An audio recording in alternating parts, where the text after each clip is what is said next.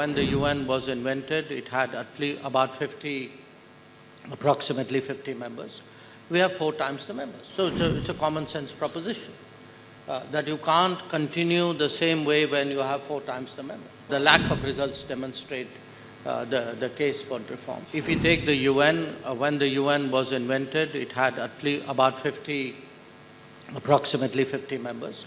We have 4 times the members. So it's a common sense proposition that you can't continue the same way when you have 4 times the members.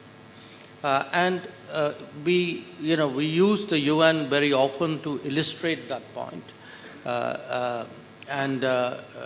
We've also seen, if you look at the last 5 years, all the big issues, in a way, we have not been able to find multilateral solutions. So the results are also, or the lack of results demonstrate the case for reform.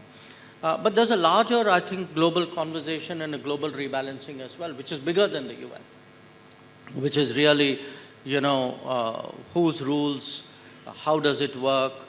Because what has also happened is, in many cases, the rules have been gamed.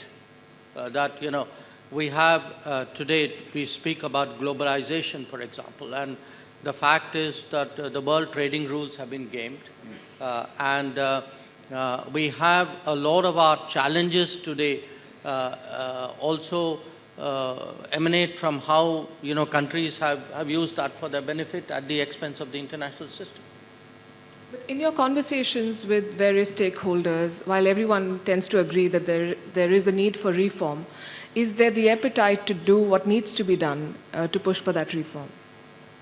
I think there's if you poll countries, I think the sentiment for change is very strong.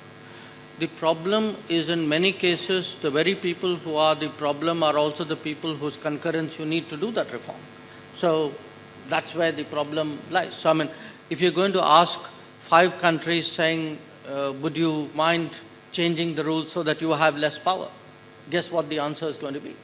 The answer, if they were wise, the answer would be something else. If they are short-sighted, the answer is what it is today.